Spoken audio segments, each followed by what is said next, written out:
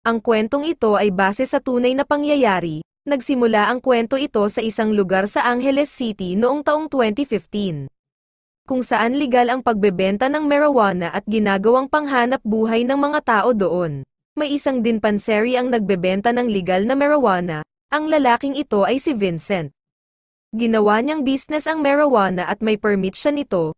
Lagi siyang nagtra-travel para ik-ek ang mga stocks at naniningil ng mga utang at kapag hindi nagbayad ay kanila itong pipilitin. Bubugbugin hanggang sa magbayad ito. Di kalaunan umusbong na ang pagbebenta ng marijuana at ang karamihan ay ginagamit na ito sa mali, kaya naman nabalita na ito at pinatitigil na ng media. Maraming tindahan ang inispeksyon at kinuha ang mga marijuana ng mga kapulisan. Simula noon ay naging mahigpit at mahirap na ang pagbebenta ng produkto. 8 buwan ang nakaraan naging komplikado na ang pagbebenta ng marijuana at mahirap na din makakuha ng stocks nito. Humanap ng paraan si Vincent para makakuha ng stock ng marijuana para sa business niya. May kinita siyang isang lalaki at binentahan niya ito ng kanyang produkto kapalit ng pera. Ang perang ito ay katumbas ng 6 na buwan niyang kita. Ang lalaking pinagbentahan ni Vincent ay isang inspektor.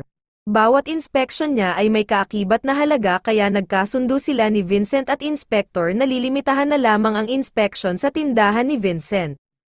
Tinanong ni Vincent ang inspector kung kailan ulit ma-approve ang kanyang lisensya. Pinayuhan ng inspector si Vincent na patuloy mag-apply para sa kanyang lisensya at saka ito umalis. Pumunta si Vincent sa shop niya at nakita niya na gumagamit ng phone ang cashier nila kaya pinatigil niya ito. Binuksan ni Vincent ang pinto at bumungad sa kanya ang driver nila at ang business partner niya. Binugbugbog nito ang driver at sinuntok niya ito sa tiyan at nilagay ang ulo sa lamesa. Inawat sila ni Vincent, tinanong kung anong nangyayari. Sinabi ng business partner niya na naiwala ng driver ang pera nila at hindi ito alam ng driver kung nasaan ito. Sinabi ni Vincent na hanapin na lamang ito ng driver at baka na-misplaced niya lamang ito. Umalis ng kwarto ang driver. Nagalit ang business partner ni Vincent dahil imposible naman na mawala ang ganong kalaking halaga ng pera. Nagtalo sila at pinakalma ni Vincent ang partner niya. Napakalma naman ito ni Vincent at umalis ito. Pumunta si Vincent at ang kanyang asawa sa isang bar kasama nila ang business partner niya. Nag-usap sila tungkol sa regulations at tungkol sa Cannibal Bureau. Binanggit ng business partner ni Vincent na mas madaling humanap ng stock sa ibang lugar tulad ng Armenians kahit walang tulong ng Bureau. Nakita naman ng asawa ni Vincent si Ricky. Si Ricky ay isang junior agent sa ICM. Iniwan si Vincent ng asawa niya at lumabas ito. Nakita ni Vincent na may sinaksak si Bobby na isang lalaki sa may tabi ng basurahan. Nakita ni Bobby si Vincent kaya naman ay pinatago niya ang isang screwdriver kay Vincent kapalit ng information tungkol sa mga good product ng Armenians tsaka umalis si Bobby. Saktong paglabas naman ng asawa ni Vincent kasama si Ricky nakita niya si Vincent sa labas. Nakita ng asawa ni Vincent ang lalaking sinaksak ni Bobby at sinabi na mukhang may sakit ang lalaking iyon at nag-decide silang umalis na lamang sa labas ng bar na iyon. Naglakad sila at tinanong ni Vincent kung anong pinag-usapan nila nung Ricky at nagalit ang asawa ni Vincent dahil mukhang nagseselos ito doon. Kaya nang hingi ng tawad si Vincent dahil stress siya sa paghahanap ng paraan kung paano mapaunlad ulit ang business niya, naunawaan naman ito ng asawa niya. Pumunta si Vincent at si Bobby sa mga Armenians, pumasok sila sa isang restaurant na pagmamay-ari ng mga Armenians. Sa isang lamesa may isang baril at mga tauhan na nakaupo at nakapaligid katabi ng leader nila. Naupo si Vincent at nag-usap-usap sila at nainsulto ni Vincent ang leader ng Armenians kaya pinaalis sila nito. Sinabi ng leader ng Armenians na magandang item ang kanilang binibenta. Tinanong naman ni Vincent kung magkano ang halaga nito. Sinabi ng leader na $1,000. Hindi pumayag si Vincent dahil 200 lamang ang kayang ibigay ng leader, kaya nagtanong si Vincent kung saan sila kumukuha ng supply. Dito na insulto ni Vincent ang leader kaya sila napaalis. Paglabas nila ay sinabi ni Bobby na kaya niyang ipundar ang $1,000 sa loob ng 1 linggo at sinabi naman ni Vincent na malabo iyon. Umalis na sila dito. Nakipagkita si Vincent kay Carter sa isang airport. Lamanding na kasi ang sinasakyan nitong eroplano.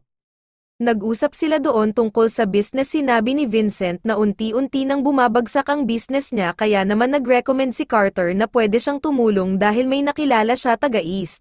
Ngunit tinanggihan ito ni Vincent. Kinagabihan naupo si Vincent sa harap ng kanyang laptop at tiningnan ang kanyang mga kita kung tumataas ba ito o bumababa. Nakita ni Vincent na bumababa ito. Tiningnan niya din kung na-approve na ba ang lisensya niya, ngunit ito ay denied pa. Pumunta si Vincent sa kakilala ni Bobby, pumasok sila sa isang garahe at nakita nila ang mga mayayamang tao doon na naglalaro ng poker. Pinakilala ni Bobby si Vincent sa kanila at alam nila na kailangan nito ng pera. Na-distract sa laro ang boss ni Bobby kaya sinabi niya na ayaw niyang natatalo. Kaya pinaalis muna si Bobby at Vincent, tatawagan na lamang daw sila. Umalis na sila Bobby at Vincent. Sumakay siya ng sasakyan at umuwi na. Nakarating na sa bahay si Vincent, naabutan ng asawa niya ay may kausap na ibang lalaki. Ang lalaking ito ay si Ricky. Hindi pinagkakatiwalaan ni Vincent si Ricky kaya nagdesisyon si Ricky na umalis na lamang. Pumasok na sa loob ng bahay ang asawa ni Vincent habang si Vincent ay umalis at nagpahangin sa may tabi ng tulay pagkatapos ay umalis na siya doon at umuwi na sa bahay nila. Habang pauwi na si Vincent ay tumawag sa kanya si Bobby. Sinabi na gusto siyang makita ng boss nito at mapag-usapan ang halaga ng pera na hihiramin ni Vincent. Pumasok si Vincent sa kwarto nila at nadatnan niya doon ang kanyang asawa, nagpalit ng damit si Vincent at humiga na sa kama. Kinaumagahan pinuntahan na nila Bobby at Vincent ang boss, nag-usap-usap sila at inabutan ng kontrata si Vincent at may interest ito na 15% at mga collateral. Pinag-isipan ito ng mabuti nila Bobby at Vincent. Tumayo sila at nag-usap sa isang gilid. Wala na silang choice kaya tinanggap na lamang nila ang kasunduan. Nilagay sa isang bag ang mga pera at dinala naman ito nila Bobby at Vincent. Natuwa sila at tinawagan na ni Bobby ang dealer na kakilala niya. Kinita nila ito sa isang lugar at isang truck ng mga marijuana ang dala nila. Inabot na ang pera at sinabi ng dealer na magpapadala na lamang sila ng tao para sa pagkuha ng truck at binalaan din si Vincent na huwag gasgasan. Pinagkatiwalaan naman ito ni Vincent. Dinala nila Vincent ang truck na punong-puno ng marijuana sa warehouse nila at pinagkatiwala ito kay Franco pagkatapos ay sinarado na nila ang warehouse. Kinaumagan, pupunta sila sa warehouse para ik-ek ang truck ngunit pagdating nila doon ay nawala na ang truck. Nagalit si Vincent, may nakakakabit na camera sa loob ng warehouse. Pumasok sila sa office ng warehouse at binuksan ni Franco ang laptop at pinanood ang footage ng pangyayari at nakita nila na may tao sa likod ng truck, tauhan ito nung dealer na kilala ni Bobby. Naisahan si Vincent, pinuntahan niya si Bobby sa bahay nila. Kumatok si Vincent sa pinto at binuksan naman ito ng girlfriend ni Bobby. Sinabi niya na wala doon si Bobby. Pinuntahan ni Vincent ang bawat kwarto pati na din ang comfort room. Ngunit wala talaga doon si Bobby, kaya umalis na lamang si Vincent. May isang bahay pang pinuntahan si Vincent. Ang bahay na ito ay ang pinagmitingan nila, may babaeng nakatira dito. Tinanong ni Vincent kung may alam siya kung nasaan ang mga tao dito. Nakaraang araw lang ang lumipas, ngunit sinabi ng babae na basta na lamang silang umalis. Hindi na alam ni Vincent ang kanyang gagawin. Pumunta si Vincent sa boss ni Bobby para ay paalam ang nangyari. Nag-usap si Vincent at ang asawa niya, nalaman niya na buntis ito at pumunta siya sa supermarket para tingnan ang presyo ng gatas. Tinitingnan siya ng babae doon na namimili din. Habang nasa supermarket si Vincent, tumawag sa kanya si Bobby at gustong makipagkita sa kanya. Sinabi ni Bobby ang lokasyon kung saan sila magkikita at pumunta doon si Vincent. Nakarating na si Vincent sa lokasyon na sinasabi ni Bobby. Hinintay niya doon si Bobby at di kalaunan ay dumating na din si Bobby. Nagtalo ang dalawa at inamin ni Bobby na nagtatrabaho siya sa dealer na kumuha ng truck. Tinanong ni Vincent kung alam pa ba ni Bobby kung nasaan na ang mga dealer na iyon para mabawi pa nila ang mga marijuana, ngunit hindi na alam ni Bobby kung nasa saan ang mga dealer na iyon. Maaring umalis na iyon ng bansa at nagpunta sa Paris or Italy or kung saan man. Sinabi ni Vincent na magkasama nilang haharapin ang boss at sinabi ni Bobby na kahit magtago siya ay mahahanap at mahahanap pa din siya ng boss. Isang umaga naka-receive ng message si Vincent sa boss ni Bobby. Naghintay si Vincent sa isang kanto at may isang sasakyan ang huminto at mga lalaking bumaba. Kinapkapan si Vincent at pinasakay sa sasakyan. Tinanong siya ng boss kung nakita na ba niya si Bobby ngunit nagsinungaling si Vincent. Dinala si Vincent sa pinagtagpuan nila ni Bobby. Bumaba sila doon at tinanong ni Vincent kung anong ginagawa nila doon. Sinabi ng tauhan ni boss na ibigay ang cellphone ni Vincent at naglakad sila sa may ilalim ng tulay at nakita niya doon si Bobby na nakagapos at binugbog. Sinabi ng boss na ayaw niya nang nagsisinungaling kaya ginilitan ng leeg si Bobby. Tumigas ang dugo nito at natamba ito. Galit na galit si Vincent dahil pinatay nila si Bobby. Pinatapon naman ang katawan ni Bobby sa may ilog. Nagdalamhati si Vincent dahil sa pagkamatay ni Bobby. Sinubukan niyang tumawag sa 911 ngunit hindi na niya ito tinuloy. Naglakad siya pauwi at napadpad siya sa may riles ng tren hanggang sa makarating siya sa sakayan ng boss hanggang makauwi siya. Niyakap si Vincent ng kanyang asawa at tinanong kung anong problema. Sinabi niya ang lahat.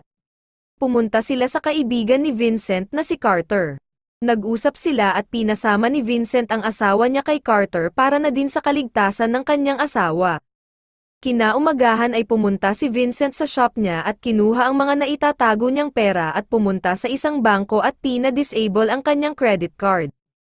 Pinuntahan niya ang kanyang mama para kunin ang isang rifle at mga bala at umalis na din agad. Agad-agad namang nakipagkita si Vincent kay Carter para mag-hire ng tauhan para patayin ang boss.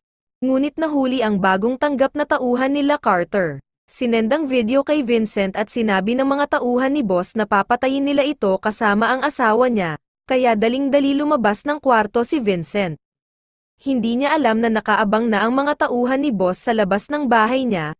Pinalo si Vincent ng pala sa ulo. Nawalan ito ng malay at sinakay sa likod ng sasakyan. Nakagising si Vincent nang makagapos na siya at gigilitan na sana siya ng leeg ng tauhan ni boss nang biglang may bumaril at nataman ang may hawak ng patalim. Natamba ito at namatay. Tinulungan si Vincent ng babae na anak ng lolo na bagong tauhan nila. Tiningnan nila ang mga phone ng tauhan ni boss at nalaman ang location kung saan ang hideout nila. Pumunta doon si Vincent at dahan-dahan pumasok sa loob. Nakita niya na may tao at nilor niya ito at pagkalabas nito ay pinalo niya sa ulo gamit ang rifle at nawalan ito ng malay. Ganon din ang ginawa niya sa natitirang tauhan ni boss. Hanggang sa makita niya ang asawa niya na nakahiga sa kama at nakatali ang mga kamay. Bigla namang sinaksak ni boss si Vincent sa tagiliran. Nanghina ito at gumanti si Vincent ng suntok sa tiyan at babarilin na sana ng asawa ni Vincent si boss ngunit ayaw gumana ng baril. Kaya sinakal ni boss ang asawa ni Vincent. Nakita ni Vincent ang panaksak na ginamit ni boss, sinaksak niya si boss at nanghina ito. Natamba ito at sinaksak pa ng asawa ni Vincent sa tiyan at dito tuluyan namatay si boss. Sa bandang huli binahagi ni Vincent kung paano niya nabalik ulit ang business niya at ito ang story ni Vincent. Dito na nagtatapos ang pelikulang recap movie. Mag-subscribe para sa higit pang mga iba't ibang videos mapapanood ninyo. Maraming salamat sa panonood. God bless everyone.